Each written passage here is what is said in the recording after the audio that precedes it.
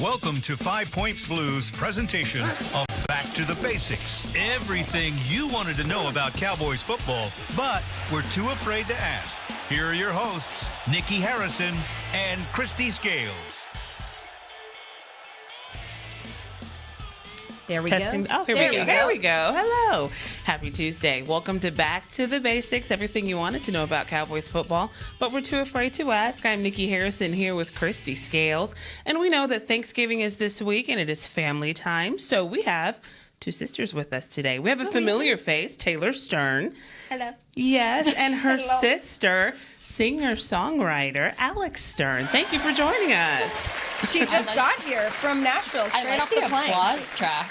I'm a fan of that. Yeah, that's our producer Douglas that's putting all that in there. So, hey, when you are a rising country music star and you get a shout out from Dak Prescott, who's adding you to his pregame playlist. Yes. When your video is all over CMT, and any Cowboy fan who's watching the Dallas Cowboy cheerleader show on CMT, I mean, you're all over CMT, Alex. It's amazing. I'm so excited. Yeah, and then a lot of Cowboy fans have heard you perform live before the games out there at the Plaza. So we're so pleased to have you here today. But Thank you for having me. what's it like to turn on CMT and see Fingers Crossed playing?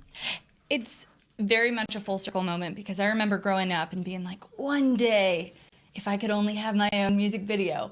And just to think that it was created in such a tailor-made and homegrown kind of way, just doing it as an independent artist, it's so fulfilling to be able to kind of look back at the journey till now. I don't know, it's really gratifying. Yeah, well, Taylor's always song. bragging on you. She sure is. You're number one fan. She's a gem. When we were little and she started singing, it was very clear that I could not sing and she could. It was completely fine. We were okay with that. But when she would sing, at first she had a little bit of stage fright when she was younger. And I would have to go 5, 6, 7, 8, and then she would start to sing. Really? Now, when did you know that singing was your passion, your love? Well, I know it sounds a little crazy. Have you guys ever seen like the True Hollywood Stories or Sure. like Oh, yeah. the VH1 Behind the Artist? Yes. It was one on Destiny's Child, and I watched it randomly one day. I was home sick from school, I think, and I was like 9 years old, and I don't know. I like had this thought where, I don't know, at 9 years old, you're kind of too old to do a lot of things and too young to do a lot of things, and I realized I'm terrible at sports. I'm horrible at math. What am I going to be good at? You know what I mean? It's like my mom was a high school teacher, my dad an airline pilot. So like, what was my thing going to be? And I don't know. I just thought, well, that looks really cool. Like Destiny's Child is like the greatest thing ever. I want to do that.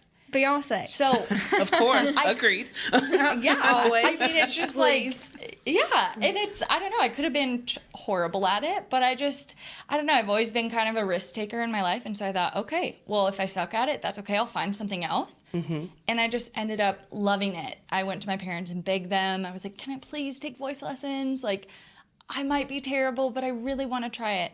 And I just fell in love with it. Wow. I was like, that's my life's purpose. Okay. That's amazing. Nikki, it's so crazy that you say Destiny's Child. We had Charlotte Jones Anderson, the Cowboys executive vice president, and she's the one that books all the Salvation Army Red Kettle Kickoff campaign performers. And just yesterday on the show, she was here to talk about this year. It's Megan Trainor who's doing halftime. Yeah. But she was telling the story about Destiny's Child and Beyonce when they performed at halftime. And so you have performed before a Cowboys game, just like Destiny's Child is performed at halftime. So that's very cool. the same. Essentially. No, but still, Alex Stern, it's still Destiny's Child. Yes. Totally. but still, I- to I'm find honored. out that you know that you have a passion for something. But Yeah. what was it? Were you 19 when you loaded up and left Albuquerque for Nashville? Gosh, so I did this thing called Grammy Camp, and the Grammy Awards Foundation does this camp, and they don't publicize it a lot, but I don't know how I heard of it. And the second year that I got into it was in Nashville. So I had never heard of it because being from New Mexico, it's like you're in a totally different world. I didn't know anything about the music industry or anything about the South. And I just went and fell in love with Nashville. Wow. Just the energy of the city. It's a lot like being here at the Star. It's like you feel this energy of people that are passionate about something. And I don't know, I returned to finish my freshman year of college. And I just kind of had an epiphany moment. I went up to Taze because we were in the same sorority house. We're both Kappa Kappa Gamma members. And we're sitting in our sorority house one night, and I go to her room, and I'm like, Tay, I think I have to go. Oh, wow. I think I have to go to Nashville. What did you think, Taylor? I honestly was really excited, more so of the fact that I would get to visit Nashville than really anything. She was like, I'm ready. Thinking of yourself there, but that's okay. That's all right. Always. That's kind of the big sister role here. That's true. But no, it was funny because she did high school. She really attacked like state choir, and she did all these different things. She was super involved, and it was like at that time in her life, it was the peak of her music career. She'd never really written songs before. She'd never kind of experimented in that. When she got to college and she realized, okay, because of the fact that we're in Albuquerque, New Mexico, not Los Angeles or Nashville, she was just done with the Grammy camps. And I think she was upset over the fact that I'm obviously speaking for her, so paraphrase that. But I think she was upset thinking that, is this not going to happen? Like, I'm going to have to go get it after all? Like, it's not just going to come to me? It felt like the end of the road. And I think, I don't know. Honestly, it was like a text message from my friend from Grammy Camp. And she's like, Alex, you got to go to Nashville. And I was like, I can't. I have a life here. Like, I have a full-time PR job. I have a boyfriend. I'm in a sorority. Like, I'm getting a communications degree. Like, that just doesn't make sense financially. I have no connections there. And I don't know. It's just like, and I think it's similar with Tay. It's like we both have had kind of this like fire inside of us for very different, careers, obviously. But I don't know what came over me, but I felt the need to just trust it. I had no plan. I didn't know anybody in town in Nashville. And Taylor, I distinctively remember Taylor was like, I will take it personally and be angry at you if you don't go. Wow. Because that was brave. Yeah, she kicks me in the shorts when I need it. You know what I mean? And Yes, Thank you, Douglas. yeah, thanks Douglas for the sound effects. But yeah, so I think it's just like I'm grateful to have my big sister to kind of push me in that moment, because it was the scariest but best decision I ever made. And just doing that, it's like, I don't know, it challenged me.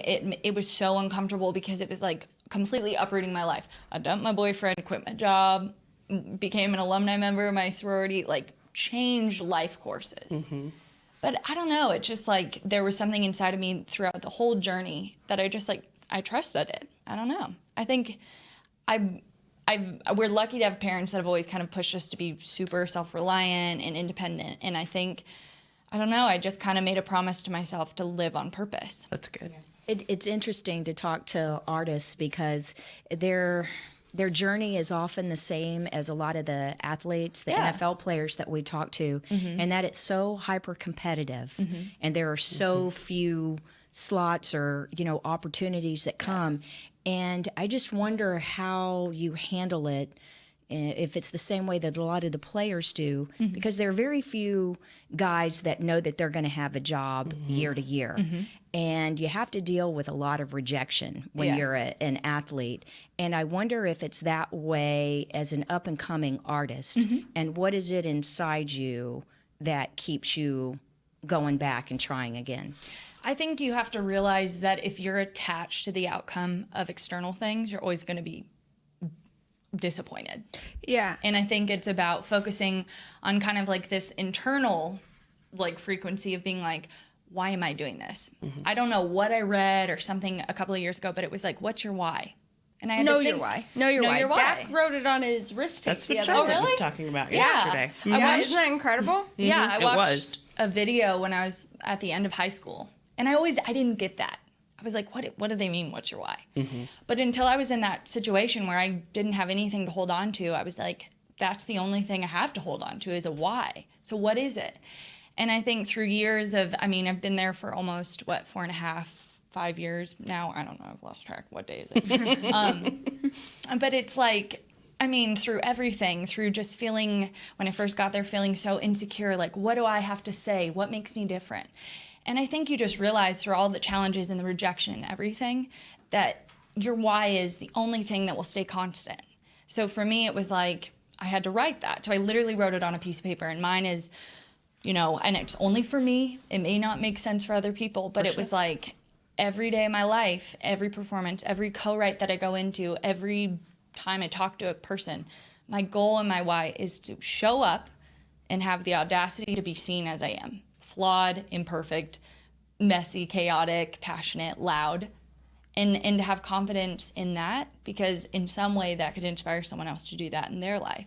And to me, that's so much bigger and so much more meaningful than attaching myself to what can I do next? What's the next thing I can be recognized for? Because that stuff is so fickle, you know what I mean? And there's no constancy to it. Very true. So I don't know. I mean, you have to get locked in with like your faith, and it's not even, doesn't have to be affiliated to religious. It's just like faith in yourself, faith in trusting what you're passionate about. I don't know. Yeah, that reminds me, Christy, last week, Nikki, we were filming something with My Cause, My Cleats for Travis Frederick. Yes. And I was kind of just talking to him just about, you know, everything he's going through with the different, you know, health scares and, you know, how he's cooperating. I don't know how to phrase this, but going through this season and how it's been difficult for him, and that, you know, he's wearing a headset, but he doesn't want to be. He wants to be on the field. Of course, basically how he's coping. Yeah, coping was the word I was looking for. You're on my mind. And I said, you know, well, your major was computer engineering at Wisconsin. Are you going to, you know, look into that as a career later down the road? He said, no way. He said, I did that when I was in Wisconsin, but that was because of the fact I didn't know I was going to go to the NFL until my end of my junior season. You know, he goes, that's not even what I would be interested in nowadays. Wow. You know? And so it's interesting to see just the growth of him, and now something that's been taken away from him, how he's dealing with identity and figuring out what's his next step. Yeah, there's a phrase that when I first came out of college, and my first job, full-time job, was with KVIL Radio in Dallas. Ron Chapman in the morning, and his cohort was Susie Humphreys, and she's also a professional motivational speaker. And the title of her speech, and it's so true in so many lives with Travis and with all of us, it's life is what happens to you while you're making other plans. Yeah, that's I right. just heard John that Lennon. yesterday. Yeah, there you go. That's right. Actually, Douglas worked with Susie as well, so she knows that. But and you're just lucky that you found yours when you did and had time to build up and develop. But one thing with your career, being named one of CMT's Artist Discovery. And I mentioned before that we can't even turn on CMT without seeing Alex Stern all over it. What does it mean? What does it mean? It's like, what that? has that meant for your career? Well, for me, it's just mostly about being able to have, I just did a 6-man country music cruise with Brantley Gilbert, Luke Combs, Michael Ray, 14 artists. I just got done with that at the end of last month. And going into the Artist Discovery Program with all of these new listeners and this new, it feels like a family. Like these people that I met, just like amazing. They're so kind and they're excited to get involved in kind of my journey wherever I'm at. And I think for me, being a part of the CMT Artist Discovery Program is a huge honor. But being able to share it with people that are actively making it happen is the best feeling in the world. Like this week, the music video is #1 on the 12-pack countdown for the second week in a row. Yay. Wow. And the first week, That's awesome. Thank you. The first week it was at #2. A text from my dad. You know? Yeah, my mom and dad are like, "You're on TV." But yeah, I don't know. I'm so grateful. One of my mentors, Leslie Fram, she's the VP of Music Strategy and Talent at CMT. I randomly met her at a networking event, probably a year or two ago. I was wearing a big my great-grandmother's turquoise necklace, and she had complimented me on it, and we just started talking. It was so organic, and she was like, send me your music. I'd love, to get to know what you're doing. And it was just like, that is incredible, because what are the odds that I would meet someone like that who later on would play such a huge part in my career and kind of helping me form this foundation with CMT. It's very interesting. I'll have to be honest. I wasn't the biggest country music fan until about a few years ago. I started watching that show on ABC called Nashville. Yeah. Oh, yeah. Loved that show. It's a great Connie Britton and Yes. Hayden Tammy Taylor Yeah. forever. Such a good show. There you go. Tammy Taylor. And it showed me that the country music industry is almost like its own entity aside of the music industry, because you have mentors, you have people who are helping you, who want to see you succeed. Yes. Versus, it seems like it's very cutthroat if you're being a pop artist or a rap artist, But it, like you said, it's like a family. Let me ask you, who have been some of your influencers? Not necessarily country artists, or maybe, but in your career? Who's influenced you? Well, I would say, I mean, obviously Leslie Fram, she's such a huge advocate for all female artists in country music because that's a huge obstacle right now. If you look at the charts, you look at the radio plays, like on the tour I was just on, 14 artists, I was the second female. Wow. Two of us. And it's just, I don't know what it is. You know, do we look at stats? Do we look at, is it a societal mentality? Is that what we're fighting? You know, so it's like, that's a huge obstacle that pop isn't having to deal with. I mean, look at the queens of pop. Sure. Taylor Swift, Beyonce, Cardi B, Ariana Grande. Adele. Katy Perry. You know what I mean? Yeah. And in country music, I don't know why there's this glass ceiling. So we're trying to kind of work through that right now. But I would say, you know, Leslie Fram has been a huge, huge advocate by creating programs like this. And then she does something called the CMT Next Zone of Country. And it's so cool because it just, I don't know, it gives us a platform where, you know, it's like we're not trying to advance ourselves above male artists, but just having a fair shot at it. Right. You know, Absolutely. being able to show up and, you know, if I suck, great. Give me the opportunity to suck and fail. You know, and so Leslie's been such a huge, you know, mentor in that aspect, but also like, gosh, Dolly Parton. I mean, she's an incredible human being.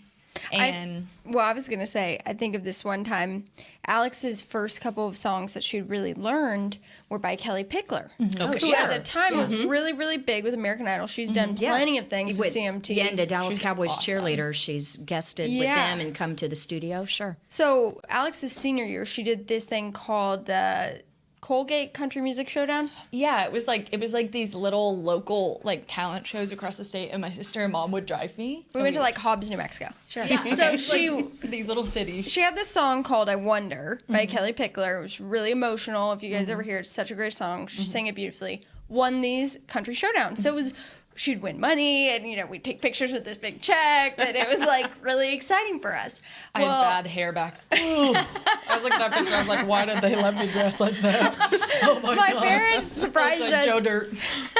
My parents surprised us and took us to the CMA Music Fest in Nashville back in 2010. Yep. And we found out that there was going to be a secret Kelly Pickler performance. And so we went, bum rushed to the stage basically at 1 p.m. and we were right there, right in front of her. You know, we could touch her if we wanted to. Yeah.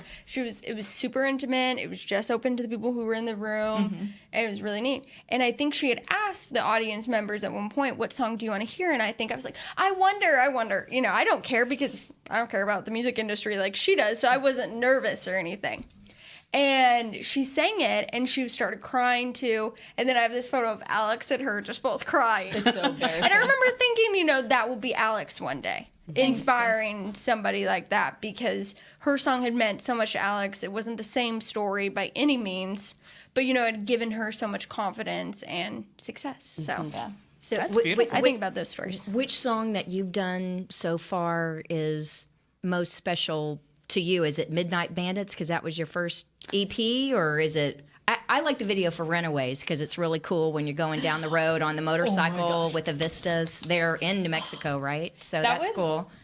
Guys, that was the best experience of my life. Let me tell you. Taping that video, you mean? Filming it? Yeah, I mean, I'm very unconventional. Anybody in Nashville, they're like, oh, wow, like she's rogue. She's going rogue. It's just because I don't know the rules. Like, I'm from Albuquerque, New Mexico. I didn't have anybody in the industry to show me how to do it. So when I filmed that music video, I literally had no game plan. I called a boy from my high school that I thought was cute, that I'd gone to school with. Hey, EJ, are you off work tomorrow? Will you be in my music video? And he's like, yeah, sure. Let me cancel at Papados. Oh, No he's so kidding. cute. The day before. Oh, he's not an actor? I assumed he No. was an No, actor. he's Papados manager. Oh my New Mexico. gosh! Hey, I'm going to dinner at Papados tonight. I don't. He You know. is a Don't tell Bon Jovi. Don't tell Bon Jovi. I know. You're gonna. I don't want a two-time Bon Jovi, but all right. I know. But yeah, we just showed up in Tucumcari, New Mexico. I called a week before to like local businesses. Hey, we're coming. Do you mind if we like shoot some scenes in your store? And they're like, come on by. And we show up and they have like barbecue made for us. And Wow. like the Wow. whole town is there. They like, to do those motorcycle, I was like, I walked up to the store owner and I was like, I know it's crazy, but does anybody in town have a motorcycle? And they're like, go ask Brian at DNA Auto. I kid you not. The morning of the video, I like walk on down all these like men are in this auto shop and I walk up, in my like leather outfit. Like, I don't think anything of it. I'm a tomboy. So I like show up and I was like, where's Brian? I need a motorcycle. And he's like, I'm Brian. And I was like, I want to film this scene where like I'm on the back of a motorcycle. I've got my leather jacket with the fringe. I just want to spread my arms like an eagle. I have it in my mind. Could we do that? And he's like, let me go get a haircut. Let's do it. 5 o'clock work for you? Great. No kidding. I mean, that is so organic. But it doesn't look like it on the video. I mean, but aren't videos like normally like movies? They're like storyboarded, and every millisecond is planned out. Months of preparation. When Alex and I were little, we used to look out the car window. And, like, if you were listening to a song, I don't know if this is just her and I, but... We were nerds. We would be in the car with my mom in our minivan, and we'd be, like, looking out the window, and whatever song was on the radio, we'd be planning our music video out in our heads. Oh, yeah, she used to. So we would have my dad's VHS camcorder. Yes. Like a hunk. Oh, yeah, this is where I was decided I wanted to do TV. Yeah, because she was the anchor. She was the news anchor, and then I was doing, like, the special You segments. too are a hoot. So These are horrible videos. So Tay had the camcorder. Christy's scared of us right now. It was huge. It was so heavy. And she would just prop it on her my shoulder. gosh. And she would just sit there. And it would be like, I'd do Lazy Boy commercials. And she'd film them. And then she'd do like the news segment. And then we'd like trade back and forth. And those are my first music videos. Avril Lavigne songs, Britney Spears. Like, oh yeah. Well, it's interesting as being an independent artist and able to just do things on the fly or organically, if that's a good word. But could you talk about how social media and digital downloads have changed how emerging artists enter or have success in the music industry? Because it seems like in the old days, I'm talking about 70s, 80s, and early 90s maybe, but you'd go to Nashville, try and get as many gigs as you can, or LA or New York, wherever you're going, hopefully get a rep and hopefully get signed by a record label. But that doesn't seem to be the formula anymore. Yeah, I mean, I think it's so hard to explain, like, to my parents, right? Because my dad's an airline pilot, my mom's she just retired from being a high school teacher. There's nothing linear about it. I mean, it's crazy. Your life could change in a week. I mean, if I looked at my life last year, to even comprehend the fact that I would have a music video on CMT, or that I would have gone on tour with Brantley Gilbert and Luke Combs and Michael Ray and all these artists, like, I wouldn't have been able to believe that. Because just from where I was at last year, I was like, what's next? What am I going to do? I don't see any, I don't know what to look forward to. What do I do? And I don't know. I think that's what makes it exciting, but it's so disarming. But there's also a sense of like, I think at this point, I've just come to this realization that the more that you resist the change and you resist kind of the fluidity of everything, the more that it resists you. And it's just like, I don't know. That's the hardest thing because I'm so impatient and I'm so passionate and I'm so hungry to just keep learning and doing so many things all the time. But the biggest thing I've learned is just to like one day at a time. One day at a time. It's like I try to make a mental list. Like, what are things I have control of today? Social media. Yeah. Or, I mean, posting on social media, keeping people engaged, sharing my process and my journey with people online. And then what are things I can't? And that's whether or not a record label is going to give me a record deal, Yeah. It's the same in sports. It's like, what do I control? I'm going to be really great at practice today. I can't control if we win the game next week, but I'm going to show up today. I'm going to do what I need to do. I'm going to listen. I'm going to be a good team member. I don't know. So it's just like, it's keeping yourself in check and knowing like, okay, what's my focus today? And it's, after a while, it's like you take little bites and it starts to add up, and then you get a music video on CMT. And just to think about all those like little seeds, I don't know, something I read last year when I was like just so discouraged, it was like you're being planted, not buried. And I love that. And it was so poignant to me because it's like, I think there are so many points in our life when we feel like, oh, I'm being buried. Like, what's next? I don't know what to look forward to. I don't know what's on the other end. And it's like, you're being planted. And I feel like that was so cool because like the CMT video and like the tour and just all these new listeners and my family and my home team, like that was the bloom that I was waiting for. And it's just like every day you plant seeds. So it's just I don't know, being intentional and trying your very best to like be grateful every step of the way. Yeah. And speaking of new listeners, how do people, Spotify, Apple Music, how do people find Alex Stern's music? Yes. So all my music is on Spotify, iTunes, Apple Music, Amazon, Pandora, anywhere that music streams or downloads digitally. It's all there. And then Facebook, obviously, Instagram. My handle is at @Alex_Stern_. And then website at Alex Stern Official. At Alex Stern Official is my website, and I've got merch up, and I'm super excited. I'm going to be announcing some live dates for 2019 soon. Nice. And can I tell you, on YouTube, Yeah. I love your Christmas song. Oh, thank you. Have a merry little Christmas. Have a merry Christmas. But in fact, my husband, who's a radio engineer and a gadget guy, and who can restore anything, we have 3 restored jukeboxes in our house, and some play the old 78s, and one plays the 45s. But he also upstairs in his office has a record lathe. Back when vinyl records, it's a thing that actually cuts the groove into. That makes the records, right? Amazing. Yeah. So That's when I get hot. Perfect. Thank you, one, Douglas. Yeah, but so he can take something off a download or off of a CD or whatever and cut the groove. So we are going to put during Christmas. He takes the three jukeboxes, takes out the old songs, and puts in Christmas songs. And we have the old Burl Ives and Holly Jolly Christmas and Gene Autry, Rudolph the Red-Nosed Reindeer. But we also take newer songs. Yeah. So we're going to put Alex in our Christmas jukebox because it's such a great song. Oh my God, such a great version of the song. You have to post a video. That Chris. is I'll do it. Yeah. I'll do it for sure. Yeah. So you're here for Thanksgiving. What are the plans? Well, It's all up in the air. It's up in the air. Family's coming in, though, right? yes, Yeah. Mom and Dad are driving in today, and we go to Cracker Barrel for Thanksgiving. Love it. We do. That's our favorite place, No, and they're that's not music. apologizing. That is a country music video. If there were ever a country music video, And my It's mom our brings third her year. dogs, even though we Yeah. don't want her to. Pippa and Minnie are my mom's small dogs, and Truly her children. my dad just got them Cowboys dog gear. It's a little embarrassing, but we let them do their own thing. But yeah, Cracker Barrel is our favorite. I love it. Who doesn't like Cracker Barrel? If you don't like Cracker I like Barrel, Cracker Barrel. I don't Yeah. trust you. And you don't have to cook your own turkey or your own dressing or anything None of like it. that. And just the energy. People are so nice there.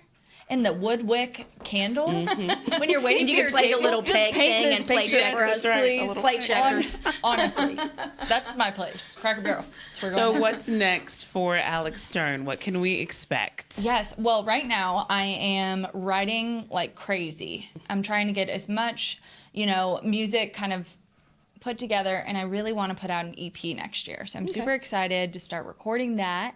And I'll be playing some shows. I'm going to be coming to play some shows at universities here in Texas, kind of all over the place. But just really, I want to put some new music out, and we'll see what happens. All right. Be looking forward to it. Yeah, thank you. I love it. Thanks for sharing your story, because I think that it's inspiring when people follow their passions and find success, and it's instructive for everybody out there. So that's why we appreciate you being here. And Taylor, thank you so Number much. one Thank fan. you for sharing. Number one fan. Thank you so much for having me, and thank you guys for being such amazing mentors to my sis. She's We love her. Yes, we well, do. she love loves They're nice you to guys. me. So I pay them. Money after this. with trident layers. Well, I wish everyone a happy Thanksgiving. Happy Thanksgiving. Happy That's Thanksgiving. right. Do it We'll next be week. back Yes. next week. When the Cowboys are in first place. Yes. Time for first place. That's right. Number That's right. one. And That's on behalf right. of our producer, Douglas Barraclough, I know Thank you, Douglas Douglas. wishes everyone a happy Thanksgiving as well. And thanks to everyone for joining us for everything you wanted to know about Cowboys football and country music right here on 5 Points Right Blue. here. This has been a production of 5 Points Blue, DallasCowboys.com, and the Dallas Cowboys Football Club. How about them Cowboys?